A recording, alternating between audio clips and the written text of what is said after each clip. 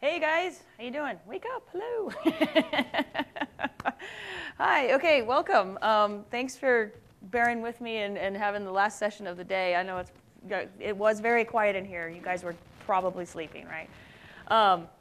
I am hopefully going to wake all you up because I'm not a monotone speaker.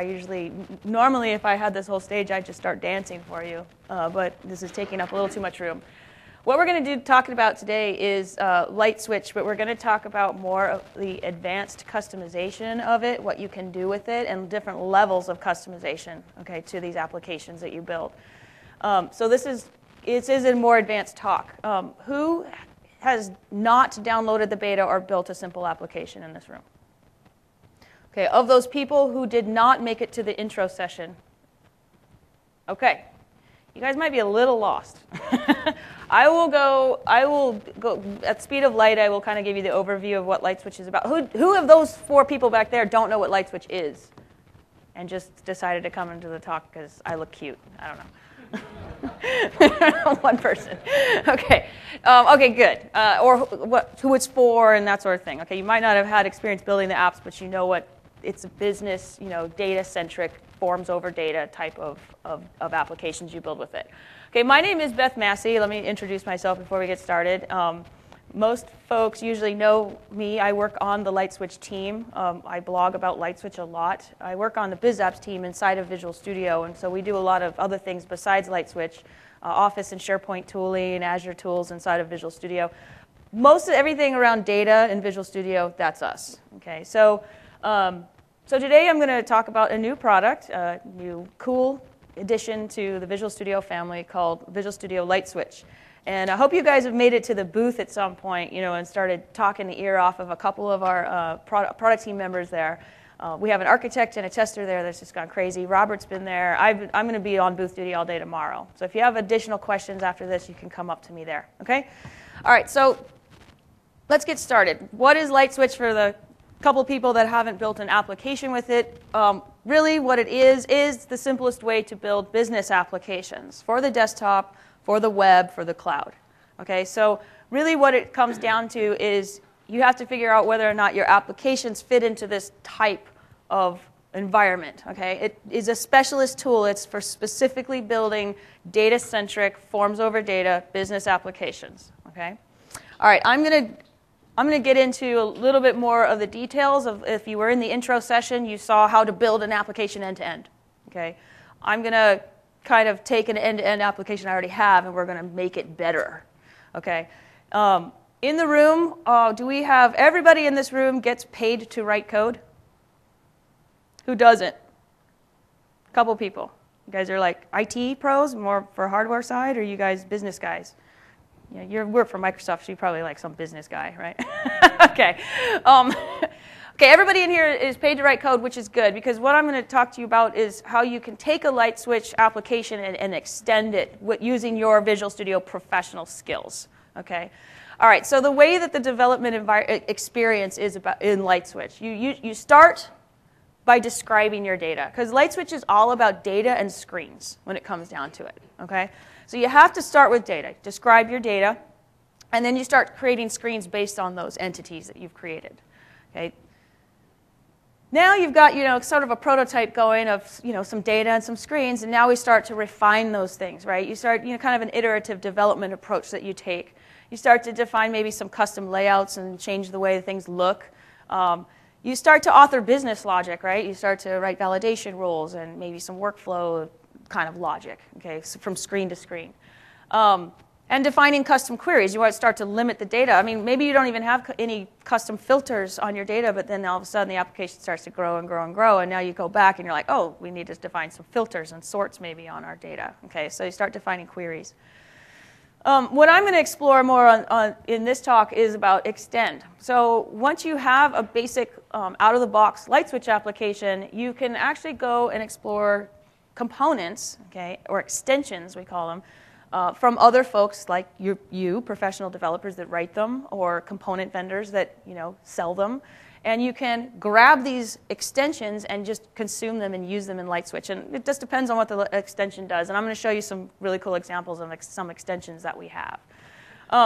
If you don't want to go full-blown extensions, and Visual Studio extensions, it's just a V6 kind of, creating an extension. It's very, very similar. Okay, it just has some LightSwitch specific stuff in there, but really it's basically just a V6 package, okay, that you create.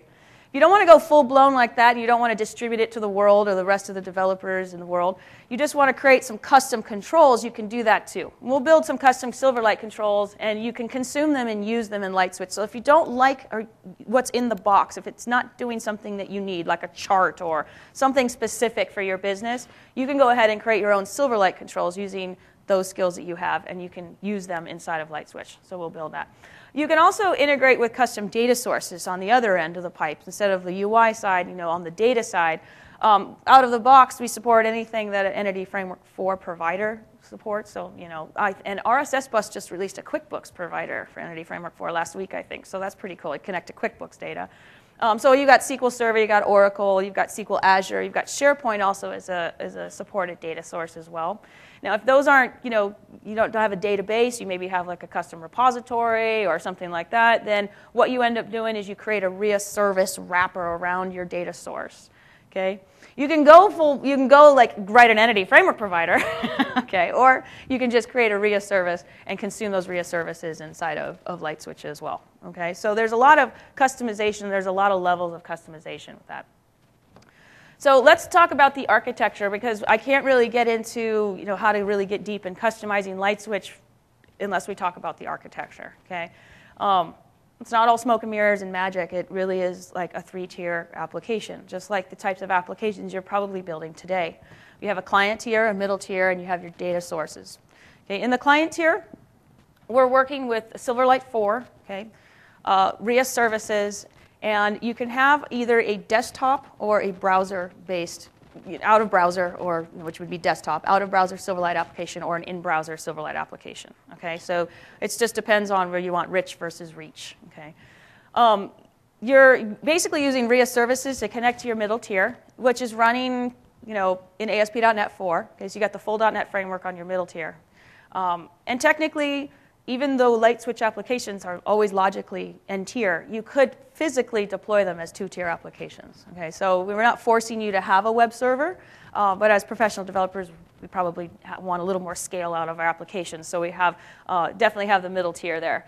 And then, of course, the data access, like I mentioned. So, okay, these are like supported, and then other ... means you can customize that layer. So when it comes down to it, and IIS 6 is also supported as well. When it comes down to it, you're looking at a lot of the technologies under the hood that LightSwitch uses, you're using today. It's using Silverlight, it's using the RIA services, it's using Entity Framework. Okay, it's SQL Server. It's not. We didn't invent a new UI technology. We did not invent a new data access technology. Okay, we created a development environment for creating these business applications. Okay, and so under the hood, we're doing best practices in n-tier design as well as MVVM. Okay, on the Silverlight side, on the UI side. So there's a lot of great minds at Microsoft building this stuff. Okay, all right. So you trust us. Trust us. All right. So very good. All right. The data workspace there, we're going to get into a little bit. The data workspace is the set of data that you're always working with inside of a screen or inside of the application itself, and it serializes itself back and forth. So what's really cool about LightSwitch is you don't have to know what tier you're programming on, okay, necessarily, if you stay with inside of the development environment. Okay? I'm actually going to go outside the development environment a little bit, meaning the designers themselves, and show you how you can put your own code in the server or the client. And at that point, you do need to know that you're working with Silverlight or you're working with the framework. Okay? All right. So LightSwitch building blocks. There's different SKUs, we call them Visual Studio Editions, okay, and things that you can do with these editions. Visual Studio LightSwitch Edition is all about building LightSwitch apps only. File new project, all you see is LightSwitch in the list of templates, LightSwitch. You choose VB or C# and that's all you go. Okay, so that's about creating screens, queries, entities, business logic. I'm going to show you a lot of customization that you can do with just that edition. Okay. However, if you want to start building, the custom controls, there's Silverlight controls. You're going to need the Silverlight templates now. You start building the RIA services. You start creating, extensions like shells and that sort of stuff. Then you're going to need at least Visual Studio Professional Edition. So if you guys were in the intro talk, Robert had Visual Studio LightSwitch Edition installed. So very simplified, menu system. There's no such thing as a toolbox. Those kinds of things are just taken out. All the clutter is just taken out. I'm going to be running Visual Studio Pro. Okay, so you guys are going to be familiar with like the menus, and all the tools are going to be in there. Okay, so don't get confused. LightSwitch is a simplified environment, but it integrates right into the upper level SKUs. Okay, for professional developers. All right.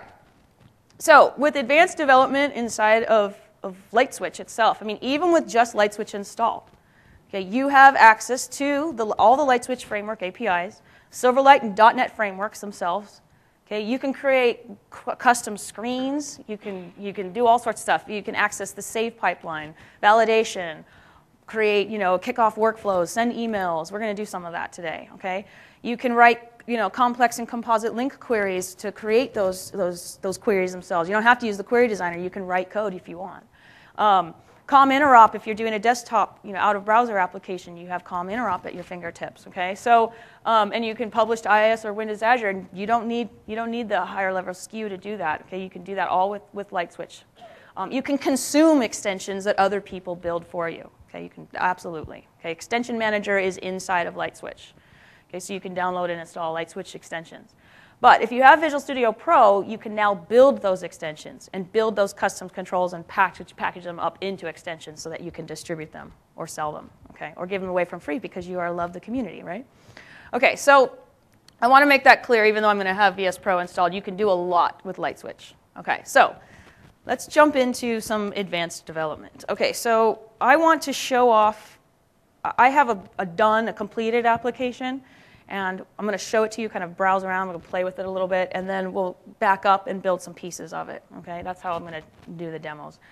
Okay, so this is, it's got, let's see, a few tables here, 1, 2, 3, 4, I've got 7 or 8 tables, and this is an application that is meant to manage construction projects, customers, the materials used on the construction project, pictures that are taken on the construction projects. Those sorts of things. And so it's basically for contractors to manage their projects. Okay, so and Contoso, that's that fictitious company of Microsoft. So you'll see that when we log in, we've got a kind of a customized home screen. You see my upcoming appointments. It knows who I am. I'm logged in as test user because I'm in debug mode here. But it knows who I am. I'm looking at current projects here. I also got some static images on the screen, just of common tasks. This is kind of just a little bit. This is not one of those pre-canned screen templates. You can have total flexibility in how you create the screens. You don't have to take the screen template. You could create a screen template and delete the whole content tree and start on building your own screens. And so that's kind of how you're looking at it. You're looking 2 grids here, and actually this is a tab control with no multiple tabs, just a little tab control seen over here. And so you've got all the buttons across the top as well. Okay, so this guy has a couple interesting things. We've got let's go into like the exterior remodel here. Okay, so this is the project screen. So what we're doing is we're tracking all the materials list here of what's going on the project. We also are tracking some pictures. Now, all this stuff is built in. There's no extensions. You're not looking at anything customized here at all. Okay, this is not something that you have to have Visual Studio Pro to do. You get all this stuff for free, especially like these little, image editors and things like that. I'm sure clear this. Yes, we can delete the image. I can get, another one, and this is all built in. So let's see. I think I've got some pictures of stuff. Let's see. Here, this is actually my house. So some of my construction projects. Okay. So all that stuff is built in for free. Okay, and for project materials. Some new materials. This limits the list of materials that are not already selected. Okay, this is just a simple query that you just eliminate stuff that you already have on there. Okay, so you can kind of visualize this. This screen literally took 5 seconds to create because I just selected I want project, and I have project materials, pictures, and notes as a child, and the screen automatically gave me 3 tabs with some grids, and then I just made some little tweaks on it. One of the things that you get up here that I did add some custom code is project status report. So I'm actually using COM interop, and I'm data binding, using content controls, and I'm data binding all of the data that's on that screen into this document. Okay, so that was just like a little report that we've got going on there, and I'll show you how we can do some of that. I don't need to save it. We also have a map. This is a big map control that's actually inside of the toolkit, in the training kit, sorry, in the LightSwitch training kit. You can grab this big map control. I just bound it to an address and stick that. You just create an application key, and you just sign up for a little key on the Bing site, and then you can use this inside of your application. And this is a custom control. Okay, this is a little bit of an extension. Okay, but I didn't need VS Pro to use it because DPE created it for me, and I just am using the extension. Okay, all right. So what else we got in here? Appointments. Appointments is kind of cool. So what appointments do? Let's see. We've got me, test user, and me, and I'm the customer. Let's see. Let's check project status. And well, what time is it? It is 5:15. So let's make it 5:30 to 6. Okay? And we'll save that. And what this does is it intercepts the save pipeline, and it kicks off and it creates an appointment, creates an iCal format, and it sends that via SMTP to the employee and customer have email addresses that we're capturing. If the internet is slow, that's why this is slow. Okay? So it's trying to send via SMTP. If it works, then I have Outlook open, and hopefully I'll get a notification that I have an appointment coming. I actually didn't check my internet. That might have been a good idea. Okay, I think it worked. We'll see. So those are some things. And if you update the appointment, it'll send an update. If you cancel the appointment, it'll cancel it. Let's see. We got a refresh. It's my appointments now, right? So here's check project status sitting right here. If we go ahead and cancel the appointment, are you sure you want to cancel it?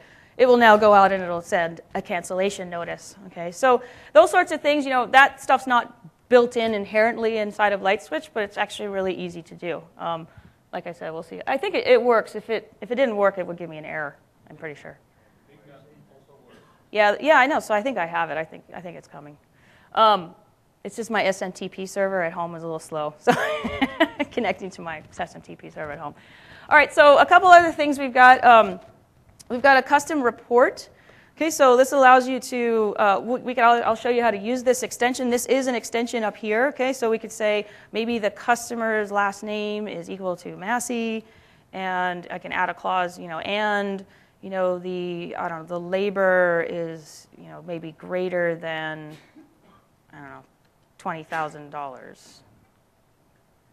That's fine. I think I got one project in there. Okay, so now you can create like a little custom report, and I can export that to Excel, and now the user can just kind of do custom queries and return the data they need. There we go. There's my appointment coming through, right? Okay, and then I'm going to get a cancellation notice too. So, all right, it did work. Okay, so some little features like that. We also have this materials catalog is kind of cool. So I've got this import from Excel.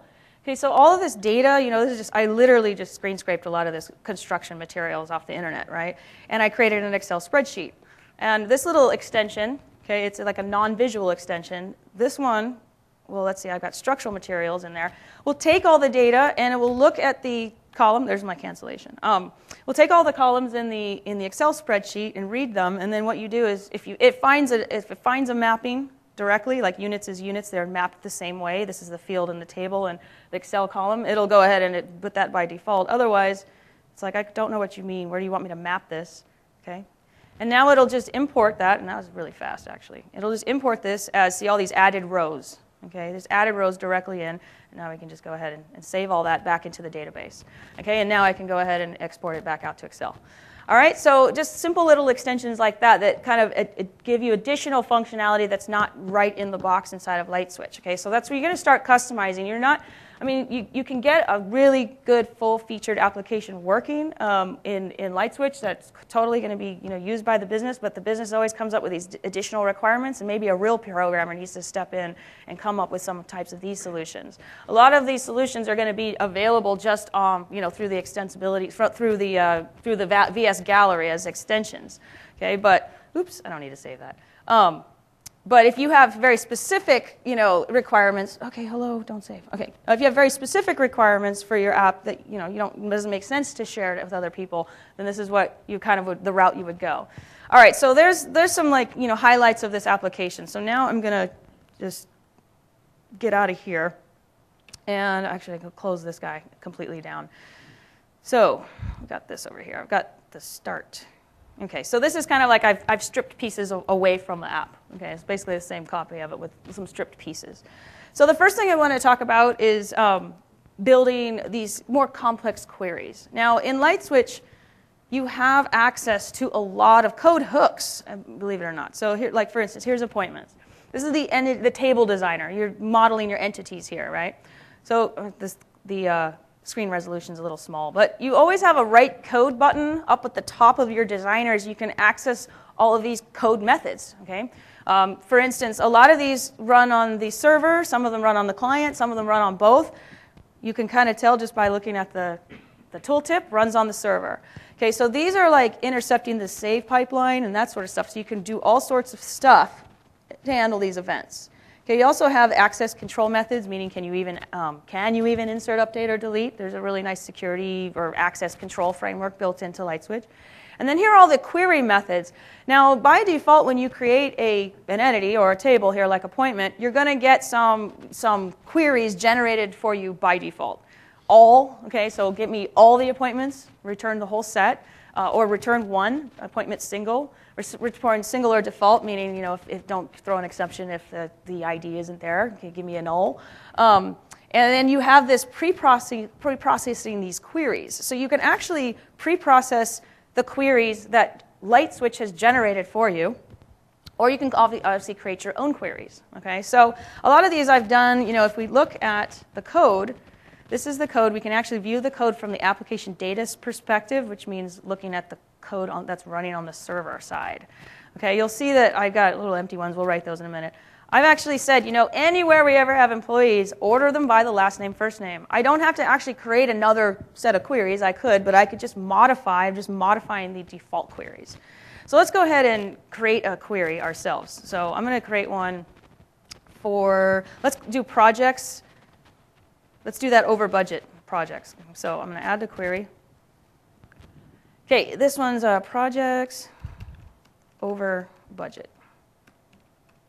Now, the reason this is, you know, this is a very simple designer, obviously, right? You can add filters, you know, single, and then I can go in and say, well, here's all of the, it looks at the relationship to the parent, so I can get up to the parent because there's a single, you know, parent there.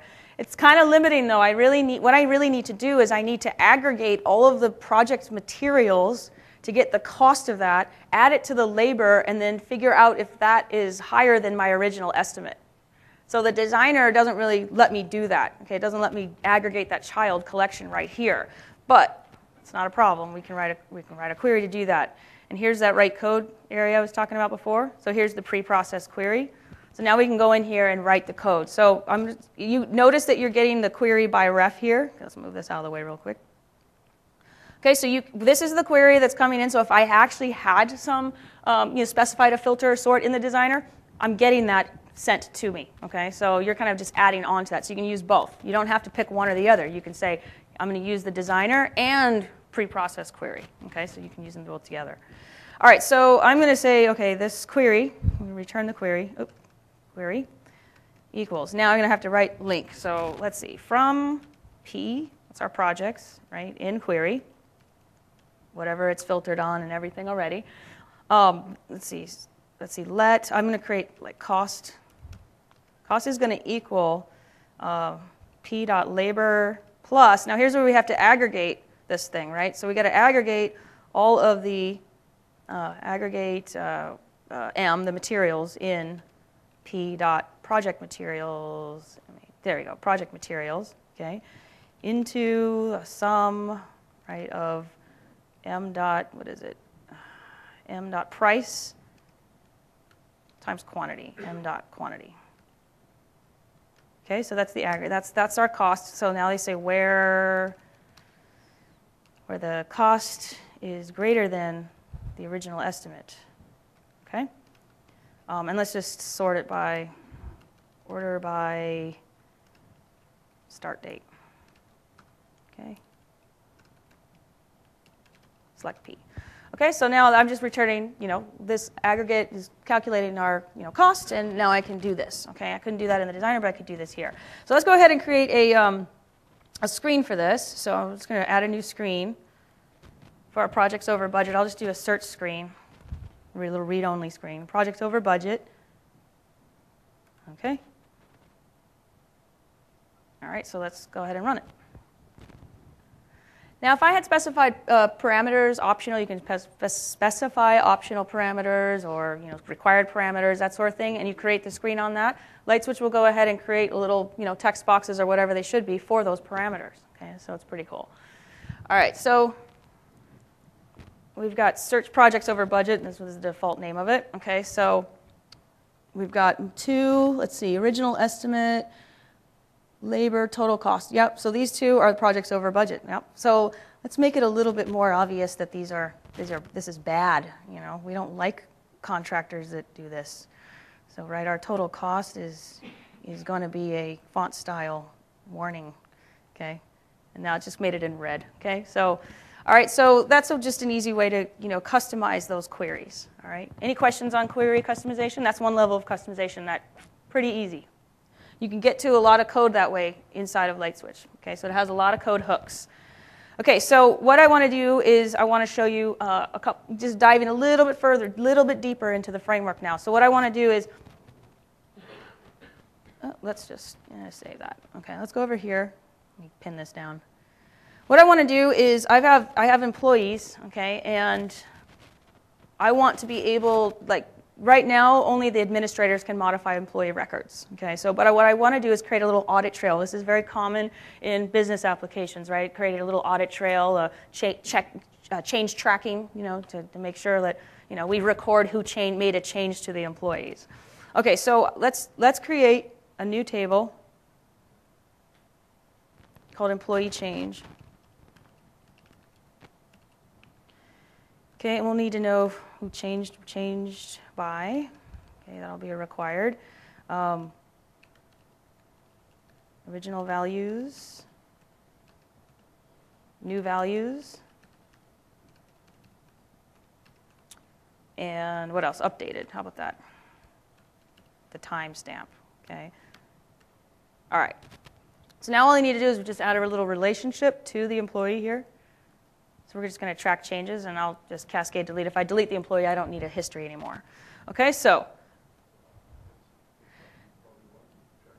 we could do that too. We could track deletes as well. I'm just going to track updates right now. Okay, you'll get the idea once we get in here. So now what I need to do is I need to go into the employee, and I need to write some code that intercepts that anytime the employee is being updated, and then do something. I need to add a record to employee change. Right. So we can go into write code here, and we'll see here are these methods. These are actually executing while the save is happening on the server side. Okay, so if I wanted to write deleting code, I could do that too. I could track the deleting, right? So I'm going to do the employee updating. Okay, and I've got a little snippet of code here that I'm not going to bore you by typing this all out. So I'm just going to, we'll walk through it though. Okay, so here's what I'm doing. In this case, I'm just adding a new employee change record, setting, the entity that's coming through here is an employee, so just make sure that the relationship is set up. Sorry if I said something bad. Changed by, the application object inside of LightSwitch has a user object, which you can get their full name, so you always know who's logged into the system. Okay, and then I'm just going through, and now I'm diving a little bit deeper into the framework. Now, this should look familiar if you're familiar with Entity Framework. You're starting to get at, entity state, original new values, all of that stuff you can drill into. The key is to actually get into what this entity, any entity in the system has this details property. Notice if I'm in common, you don't see it. Okay, I like that actually. But here, if you type details, you'll see this details, and what the heck is that? Woo! Okay, so now you see entity conflict, entity state, entity sets. You can get at a lot of this stuff. Okay, all the methods, the properties. I'm actually querying here. In this case, I'm querying all the storage properties, because an entity might have calculated values as well, right? So I just want to say just the storage properties, save those, okay? And I'm then getting the original value and the current value here and storing that. All right, so let's create a little screen so we can see these changes too. Let's create a new screen, and we'll do a search screen again. And this time we will see employee changes. Okay. All right, let's F5 and see if this works.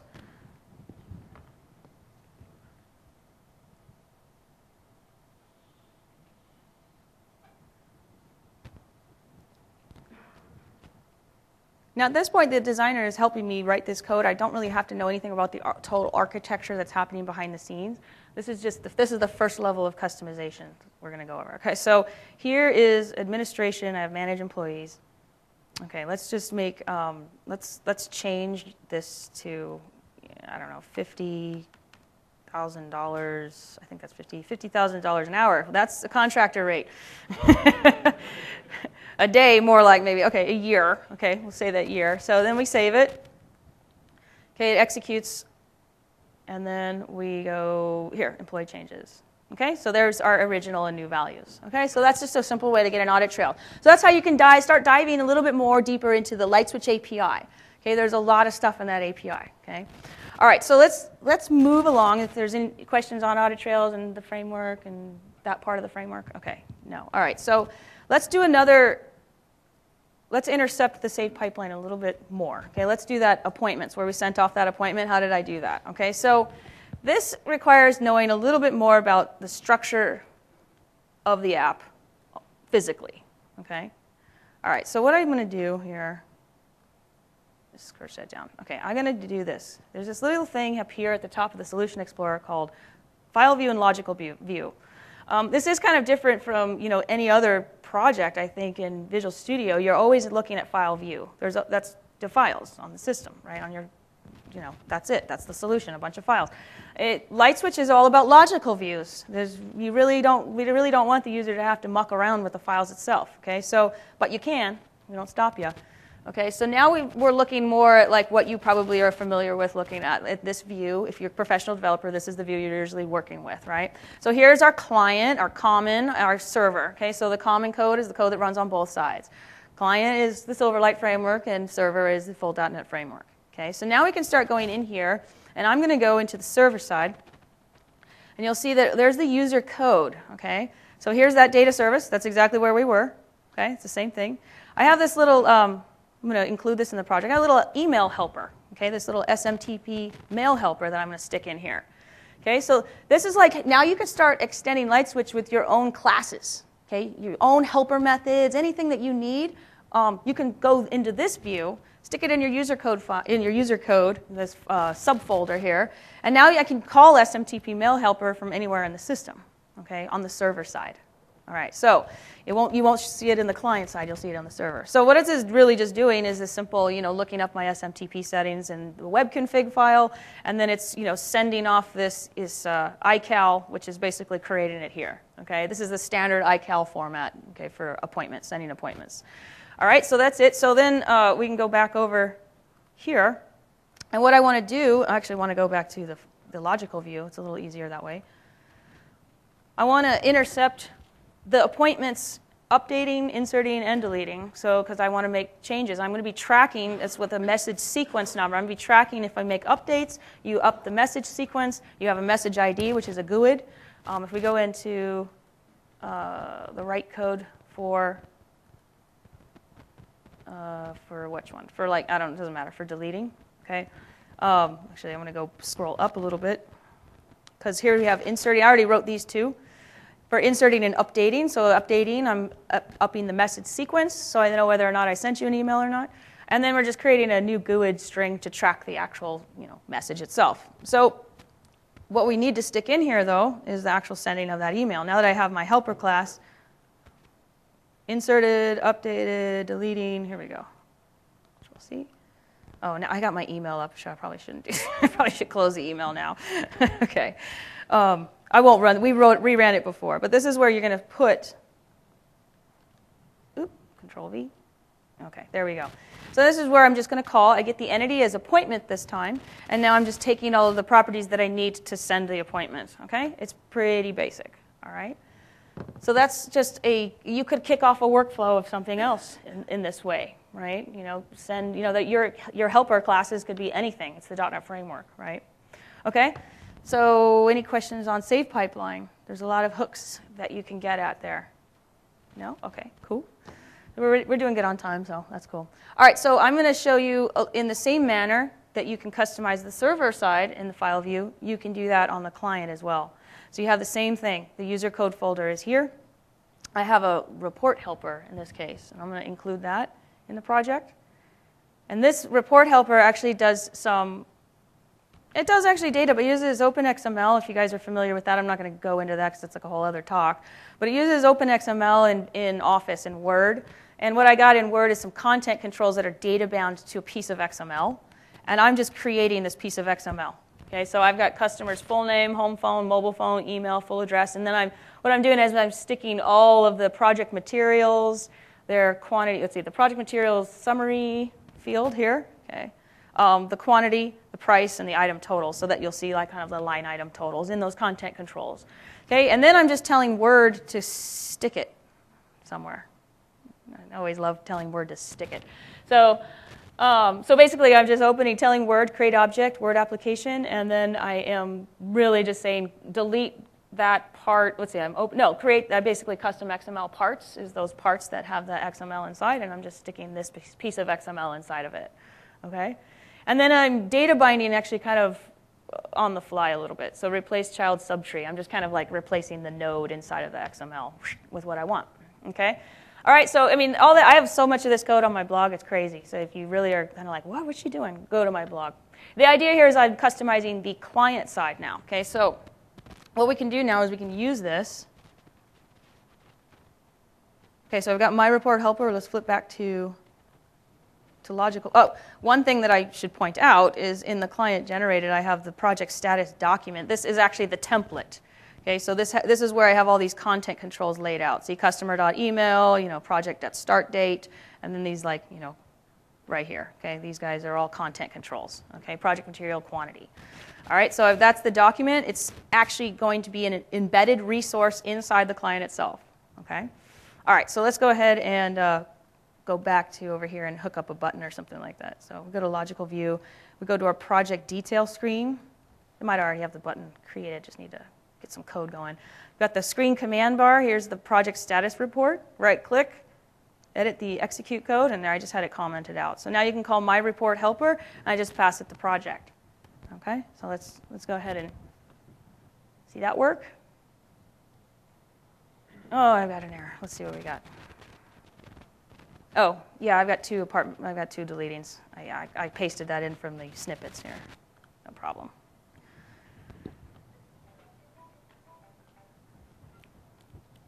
Okay.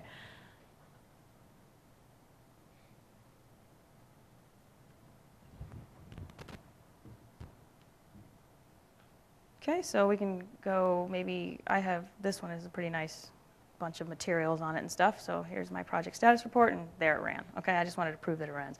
All right, so that's basically how we're manipulating some code on the client side. All right, let's get a little bit crazy.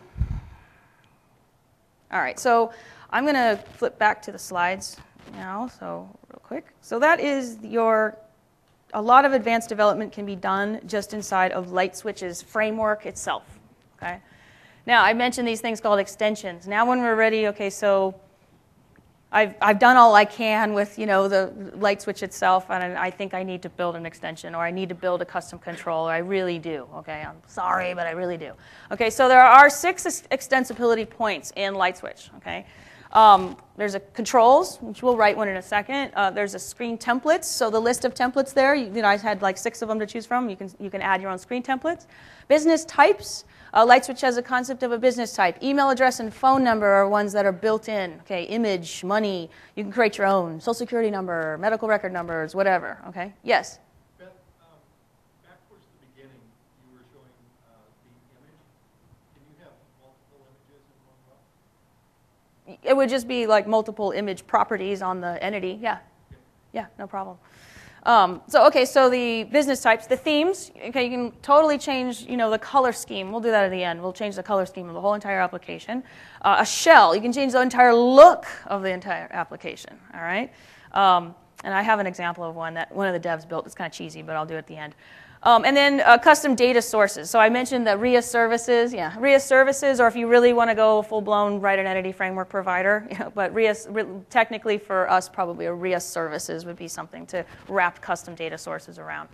All right, so let's see what the experience is like. So Visual Studio Pros, right? We're Visual Studio Pros. I'm sure you guys have loaded an extension into Visual Studio, right? Go to the Tools, Extension Manager, you know what I'm talking about? Or like blank stares. What? You can extend Visual Studio? Yeah. Okay, so there's the Extension Manager, and there's tons of extensions in the VS Gallery, really, and a lot of them are free, right? So LightSwitch is no different than in Visual Studio. It is Visual Studio LightSwitch, for heaven's sakes. You can extend it just similarly, so it has an extension manager as well in there. Okay? So they're just installed like any other Visual Studio extension, except that the extension needs to say that, yes, this is a LightSwitch extension. So, you know, it does know the difference between VS Pro extensions and LightSwitch extensions. Okay, so for building these extensions, okay, this is what I have on this box. Visual Studio Pro or higher, Ultimate will work too. You know, we like it when you have Ultimate, it's more expensive. Plus SP1, we like that. So make sure you have Service Pack 1 on that. And then Visual Studio LightSwitch, I have beta, this is beta 2 I have in. The Visual Studio SDK, you're going to need that to actually build extensions, okay? In general, you need that for building the V6 packages, okay? We have the LightSwitch Extension Development Kit, which is coming soon. I have that installed here, okay? It really makes it a lot easier just to get going and start building LightSwitch specific extensions. And then once you're done, you upload it to the Visual Studio Gallery so the whole world can either love you or ridicule you on your extension. All right, so let's take a look at how we can work with extensions, and then we'll build a couple too. So first I'm just going to start off with building a custom control. I'm not going to necessarily need to package this up in extension if I'm just using a custom control in my own application. So because I have VS Pro, I can right-click on the solution here and can add a new project. Okay, so there's extensibility. We'll do that in a minute. What I want to do is I actually want to just add, what am I going to do? Add a Silverlight project. Okay, because I want to create a custom control. I don't like the list box. Let's change it. I like purple and I like crazy. So let's just create like something, a control to, it's different. Okay, so I'm going to create a Silverlight class library. So based on Silverlight 4. Okay, and then what I'm going to do is, just to make it easy, I'm just going to add a user control. Okay, it could be, it doesn't have to be. It could be your own control inherited from whatever. It's just easier for this. Okay, and what I'm going to do is I'm going to stick a piece of code, sticks the XAML. I usually use the toolbox. You could use blend. I mean, obviously, this could be blend as well. I'm not the best in the designer world, so I'm just going to, actually, I'll just stick this text box right in here. Okay, so I got the list box in here, okay, and the idea here is I'm going to be using it on the employee's screen. I'm making a specific control for a specific collection, actually. It could be any screen that works with employees, in this case. All right, so, and I've got two-way data binding so that when position, row, you know, rows move inside of the list box, I'm going to have another list box, like the regular standard list box. When we move the position there, it will automatically update in this one, too. So you have two-way data binding going on. Okay, and the selected item, you know, as we select the item, you'll see the update happen, okay? All right, so let's make this a little bit cooler than white because, you know, we already have white ones in LightSwitch. So let's go and make this like, I don't know, let's make the background color coolness. Background, yeah, instead of white, let's go with like, I don't know, azure. We'll make it azure. Okay, make it kind of azure, right? I don't know, something like that. We can do, let's do a gradient. Let's do like, make it azure again. What color is azure? It's kind of like that, right? That's azure. Okay, there you go. That's our azure list box, or yeah, list box with pretty colors.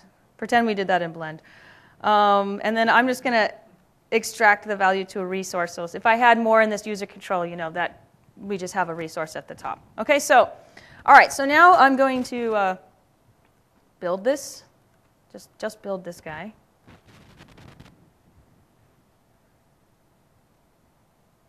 Okay, and I am going to, let's just create a new screen. Okay, add a screen.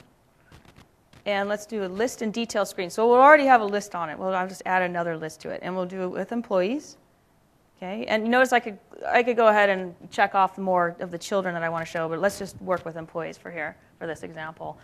Okay, so now what I'm going to do is I'm going to leave the list here. I'm actually going to put our list underneath so you can just see the difference. Okay, so I'm just going to say new custom control. Okay, so now it wants me to add a reference, so I need to add a reference to that control we just created.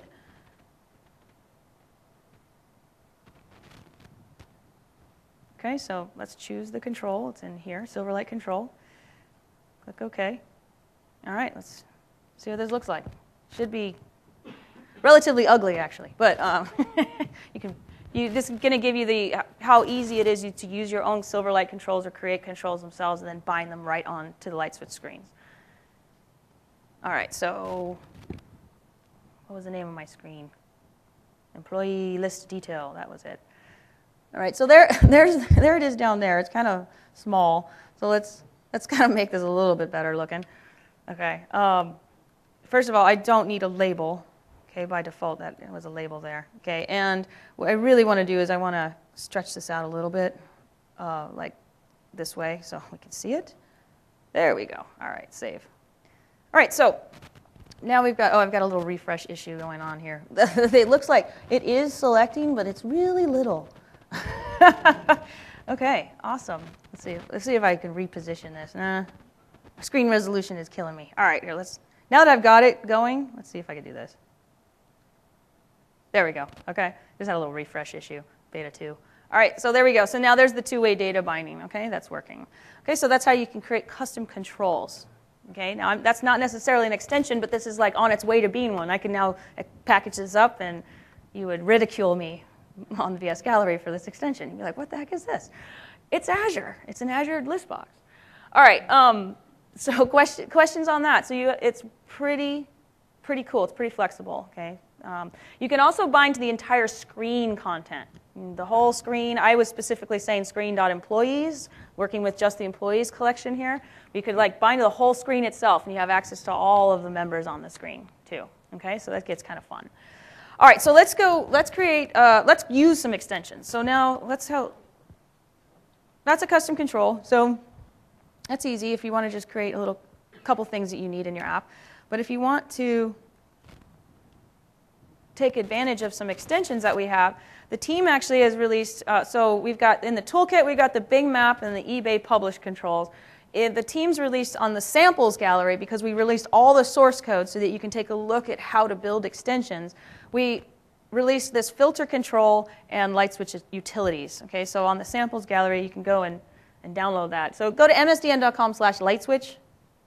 From there, you can get to everything. Okay, so I'm going to enable this extension. So once you install the V6 package, you click on it, you restart Visual Studio, you go to your project properties here, you now can choose, they'll only list the LightSwitch specific ones here, and now you can choose which ones you want to enable inside of the application. So now I just enabled the filter control. We're also going to need this in a minute, so I'll enable both of these. Okay. So now what that does is it's just, added all the assemblies it needed, and now I have access to whatever the extension does. So in the case for the filter control, what is the filter control? The first thing we're going to need use the filter control is a query. Sorry. So I'm going to add a new query, and what am I going to call this? Custom filter. Okay, something like that. Okay, and the only thing I'm going to need is a parameter in this case. This is in the documentation for the extension. The only thing I need is a filter term, okay, of type string. And now I'm going to go into the source, not the source, right here, to the preprocessed query for here. All right, so custom filter. And what I'm going to need to do is now I'm going to need to just say the query is equal to LightSwitch filter dot server dot filter, and what it wants is the query, the filter term, filter term, and then the application, me.application. Okay, there's an application. I mentioned this before. There's an application object. Okay, there's your user. All right, so that's that, and so let's create a screen based on that, a custom filter. So screen, add the screen,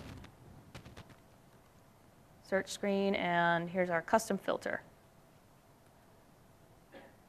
Okay, now there's still one last thing left I need to do. Now, what LightSwitch did is it automatically saw, oh, you have this filter term. I'm going to give you a text box because it's a string. Well, you don't really want the text box. What we really want is the advanced filter builder. Okay, that's the extension that was just popped in there when we enabled it. Okay, the advanced filter builder. Okay, so the other thing I'm going to do is not show the label on that one because it gets kind of funky looking. Okay, all right. You don't need a label, because that is going to be a custom, this is a custom Silverlight control. Okay, so that doesn't suck, like mine.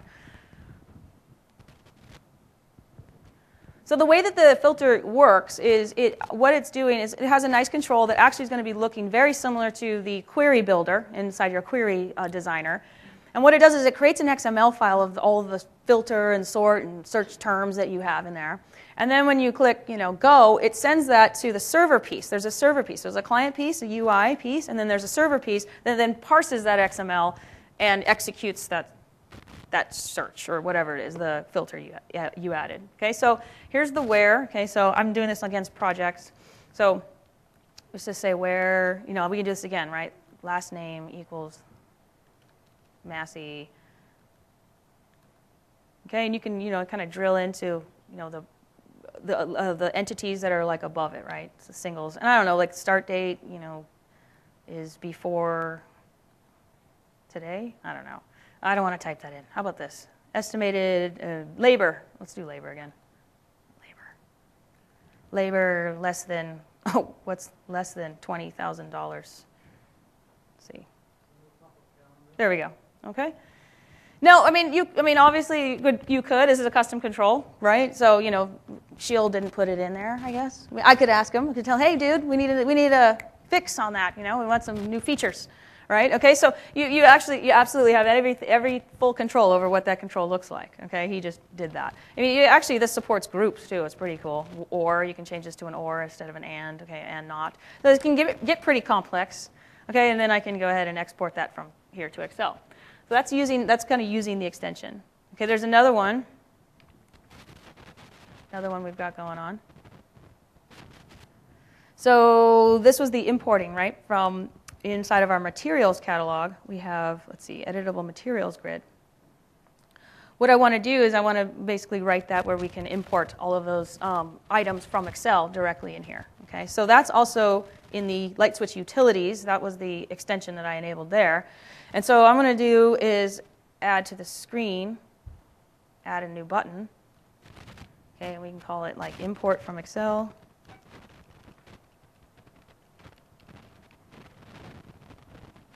Okay, so notice if you guys aren't familiar, this is like your view model on this side. This has all your methods, your properties, your queries here, listed here. And everything inside of here, this is called the content tree. Okay, so this is the view that's bound to the data. It's your view and your data binding, really.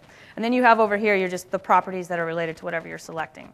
So notice I could have added another button, new button, and I could have used an existing method. Okay.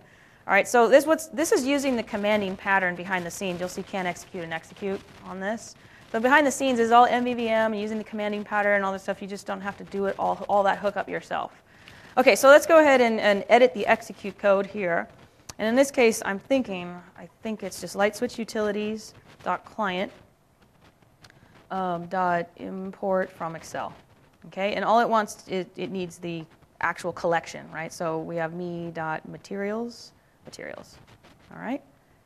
Okay, cool. So let's see if this one works.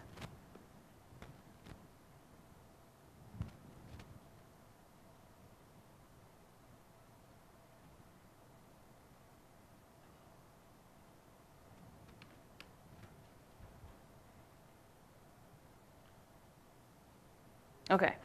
So here we go. Edit materials catalog. And now we've got this import from Excel. I could have chosen an image for this. I didn't. I forgot.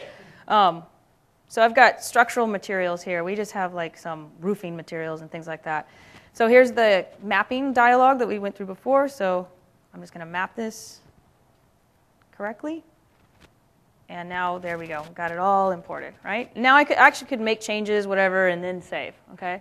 And actually, if I had any business rules around that, at this point, the business rules fire when you click save. So you can like implement business rules inside of LightSwitch itself. You don't have to build it into the filter builder, right, or into the control itself.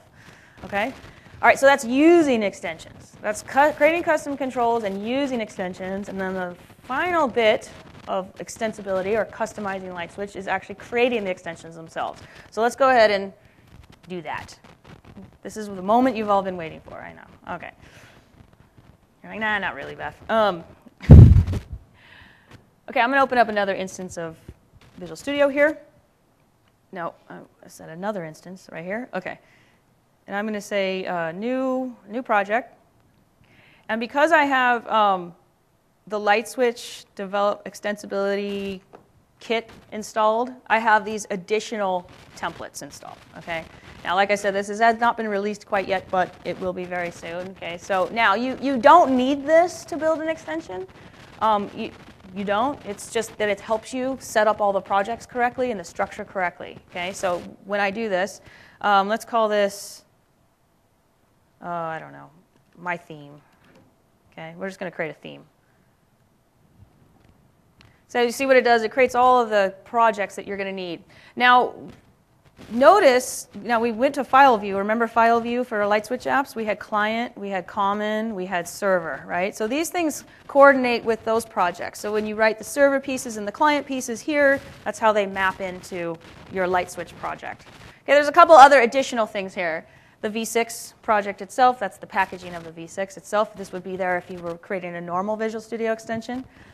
But what's different is this LSPKG. This is a LightSwitch packaging. It's an additional step, it's an additional piece that you need to do for LightSwitch. Okay, so, but when I right click on here, I can say add, and then I say new item.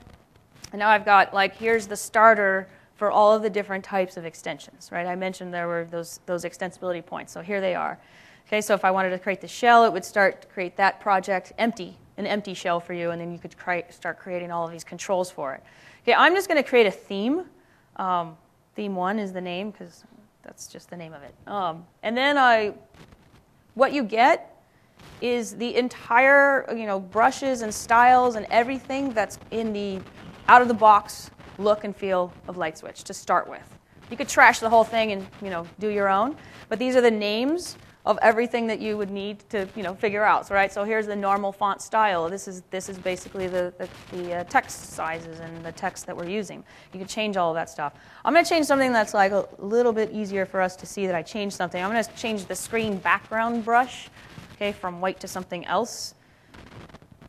Maybe Azure. I don't know. So there's white. I guess we could change it to like blue-ish. Bluish. I like blue. So we'll see that really pop on the back of our screens, going from white to blue.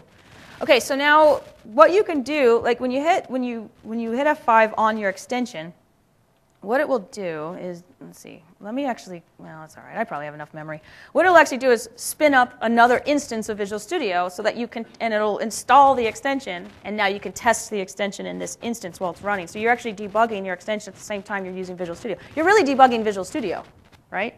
Okay, so what you would be is like, okay, well, let's create a new application. So you kind of have to create a new project and test this out.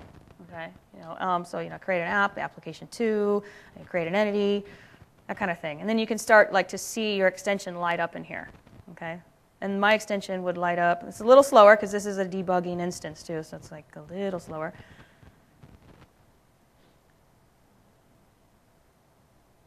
And I have 3 copies of Visual Studio open and PowerPoint, so my computer's going. Okay, if you go into properties now of this application, go to extensions, you'll see I've got a couple themes. What did I call it? My theme? Right there. I got a My Cool theme, too. I was testing things. Okay, but this is my theme here, and then you can go ahead and test the extension. All right? Because I don't want to create a whole application again. I have one already. Let's pretend I'm happy with my theme. Everything looked great, cool. So what I'm going to do is instead stop this. Okay, and we'll just build it. Okay, rebuild the solution is fine. Okay, now it's created that V6 package. It's packaged it all up, and now we can go over here. Okay, and we'll go into bin, debug. Here's my theme. Okay, so now I can click on it. And it's going to say, okay, you want to install this? I said, yep, sure do. Okay, close that. Now you've got to restart Visual Studio. Now if I had stuck it on the gallery, it would have been kind of nice because it's like, oh, would you like to restart Visual Studio automatically and all that. It's a little bit nicer experience. Okay, so now I've got this, and there's, let's see, this one was done. Where's start? Here we go. This is where we were working.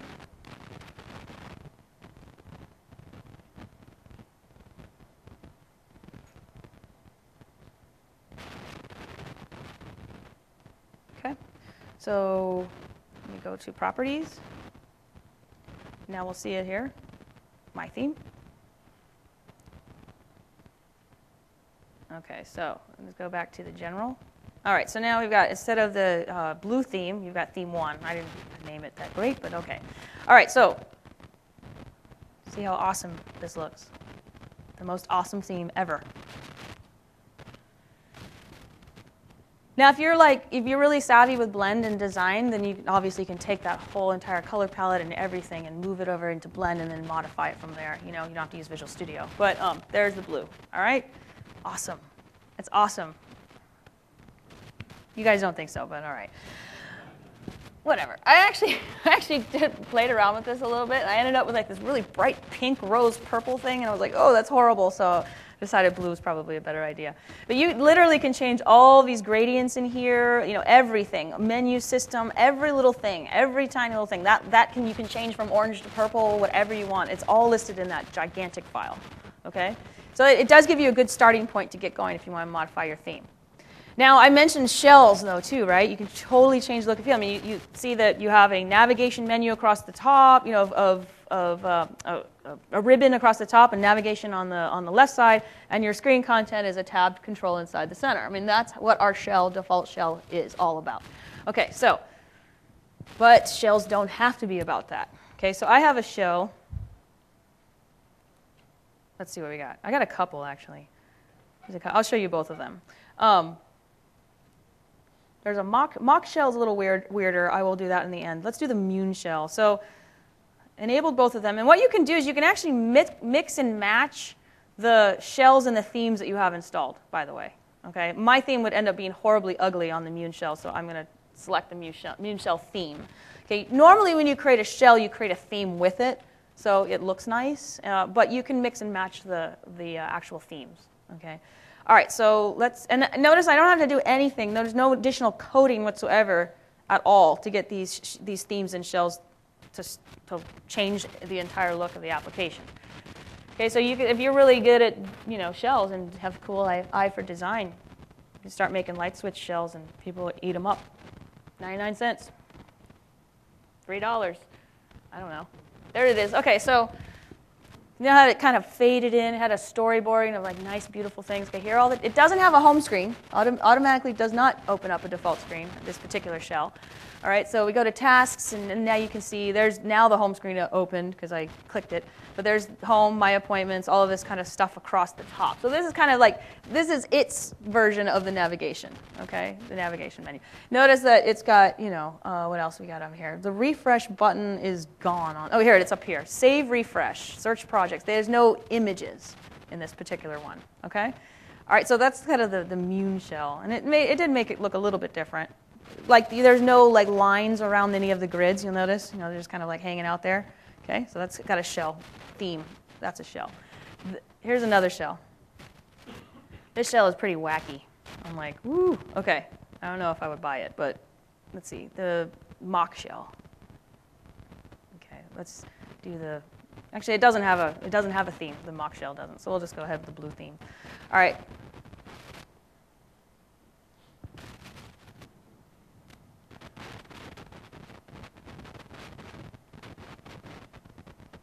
Mike is going to love the fact that I showed off all of his shells. He's one of the developers on our team. All right, here it is. A lot of business apps normally are pretty intuitive, but I was like, Mike, what is this? I see a bunch of balls down the corner. What do I do? I'm like, okay, I guess. Oh, home. Oh, open. Okay, well, home. I guess. Okay, well, click that. I don't know. Let's do it. So let's see. Oh, that goes home. There we go. Screens. Oh, there we go. Let's open a screen. So here is the list of screens, right? That's kind of cool. Wow, really? Okay, cool. And then, it kind of sticks everything in this viewer kind of mode. And here are your buttons down here instead. Okay, you got the buttons down here. So, otherwise it looks fairly similar. I think if you go to like history, okay, it's got a history. Active screens, there's all the ones, and then back home. Home is nothing. I think he just wanted you to get confused clicking that button. Yeah, you can really go wacky here. So if you have two open, then here are your active screens, and they're the history in which you opened them. Okay? So I think it's got a fly in. There you go. There's the fly in, right? So it's kind of cool. It's cool. All right? What do you think? It's like I'll let them know. It's cheesy, but it's cool. All right, it's just another example of just what you can do, the possibilities of what you can do with LightSwitch and its extensibility model. Okay, and it's not just about the look and feel of the app, it's also about business types I mentioned. Okay, so being able to create more like specific types that you can use on the screens like automatically without the user having to code any validation or little editors or that sort of thing. Just like phone number and email address. It all comes together. That's actually probably the most complicated one to build is the business type because it's got UI, it's got a piece of UI, it's got all this client code, it's got server code, depending on what your validation is for that stuff. But you know, you can like create packs of business types and things like that.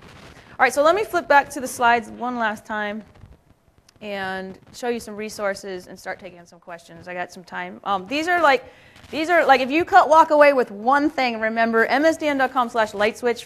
From there, you can get to the forums, the sample, the blog, the training kits, the video, how do I videos, everything, download everything. Okay, so you can just get to everything from there. Our forums are very active, actually. So if you have questions, you can obviously take my card and I will answer them. You know, but if you have questions I don't know an answer to, or you're being too lame and not getting back to you, our forums are actually our team is all there, and they're really responsive. They're actually being really responsive in there. So check out the forums. And then that LightSwitch samples is where you want to get those extension samples. Okay, the filter control, the filter builder, and the Excel importer. Okay, those two are on samples. It comes with the entire code base for you to pull apart too. Okay. All right, questions? Yes.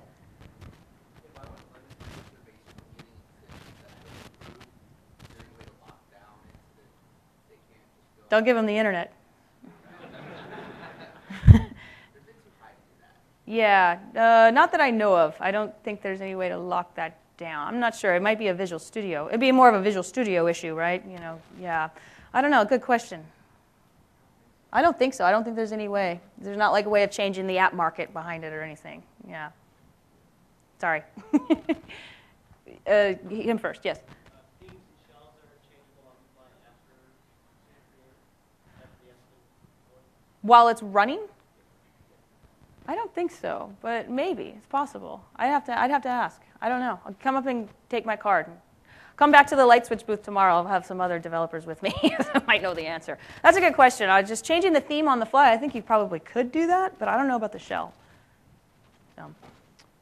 Yes? Is there something for reporting, or is that third-party stuff? Good question. Yes. So we are working with partners to provide, reporting solutions. Client side, you're talking about client side reporting.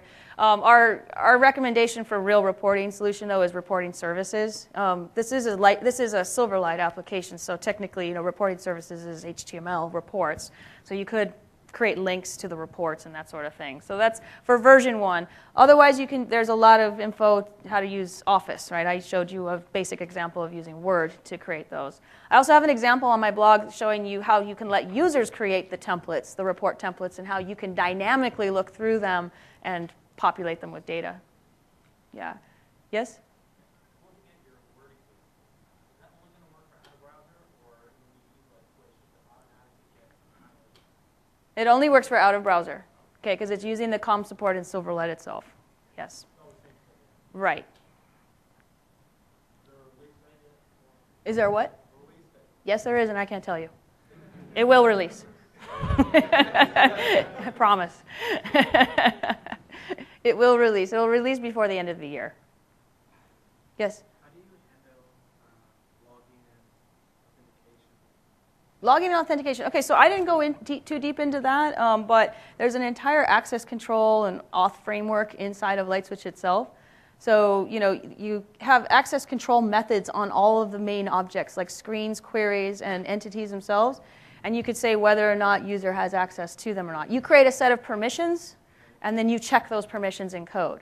And once you deploy, then you have a user's management screen that you can manage the roles that they're in. You create roles and permissions and that sort of stuff. And that's where you set up the authorization. Yep, and you choose before you deploy what type of authorization you want to use. There's Windows authentication and, authentication, not authorization. So authorization is more like access control. That's you. Okay, authentication modes are Windows and Forms.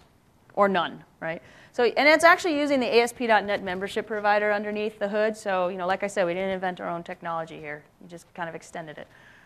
Yes? Is there a way to have look into events in the controls so somebody selects something I can interact with other people? Yeah, there is. At this point, you're going to end up writing a little bit more deeper Silverlight multi-threaded code to kind of handle some of those events. But yeah, you can get into that, and it's more advanced. But yeah, it works. Yeah. Since it's Silverlight based, would it be easy to port to a Windows phone? It's Silverlight, Silverlight 4, like desktop edition, whatever you want to call it, right? It's not the phone version of Silverlight, okay? It's not the. Besides, like, did you see that screen? I mean, that really wouldn't fit on a phone. I mean, like, maybe if you had a cool shell and you're only showing a little bit of data, maybe I could see it. But honestly, these types of applications, you really are going to write probably your own UI for the phone, anyways. That's probably using the same data. So you can use the data. You can use the data from LightSwitch's middle tier actually to connect other systems to it. Actually. We don't make it like completely easy, but you can totally hack into it. It's like a set of services that you can get at as long as you auth into them and everything. So, and there's a couple blog posts by the community on how to do all sorts of wacky things like, get it to work with, .NET Nuke, authentication, that kind of stuff, how to integrate. What if you want it as part of another big website? What if you want to reuse the services on the middle tier? You can do all that stuff. It's just like, it's more advanced development, right? We're all advanced. So now, right? We're all advanced developers now. Yeah, great.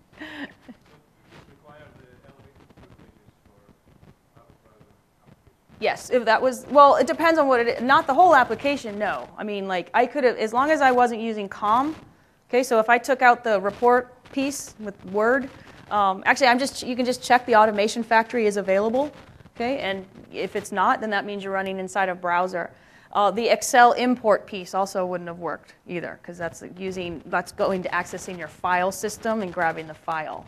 But the filter builder would have worked fine in browser. Okay, it just depends on because you don't have access to the machine's file system or other applications running on the machine if you're running inside a browser. So you can absolutely use extensions that aren't doing that though inside of the browser. And it gives you a lot more reach too. So that's more if you have maybe a public site that you want people to use. It supports the Mac and the other browsers and all that stuff. Okay. Otherwise, most of the time, like business applications, we're talking about departmental level in the corporation or small medium businesses. Desktop is probably going to be a more popular choice for a lot of the types of apps that this is building, but it's not limited to that. Yeah.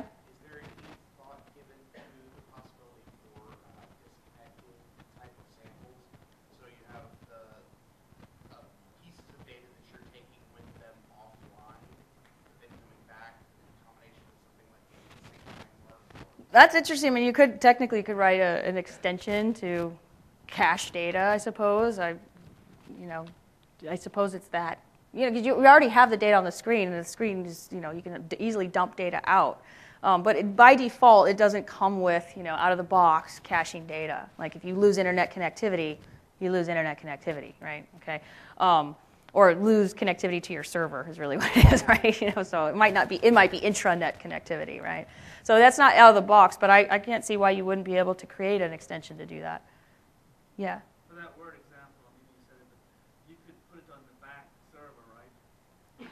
Populate the Word. You could. On the server, then split it to email and email. Totally. And actually, I think Matt Sampson, a person on our team, is creating an example that does that. I was particularly using the front because I wanted the user to kind of have a little interaction with it. But you could use like OpenXML SDK and just generate the document that way. Because when the entity goes into the save pipeline, you have the same data as there. Exactly. That's a good solution for the in browser, by the way. You would just have to send it down. You'd have to send down the document stream. And then it would have to, it would open Word if they had it, and if not, it would go, Okay? Any other questions? Yeah? SQL CE is not supported in V1, though I get that question a lot, and I don't see why you couldn't create a RIA service wrapper around it. But we didn't choose to go with it at first because it wasn't multi-user when we started developing LightSwitch. So that's why we use SQL Express out of the box. Now that it's multi-user, we can circle back and take a look at it for next version because it's a little lighter weight. Yep. Any other questions? Did you like it? Have a good time? All right. All right, enjoy LightSwitch. Thank you.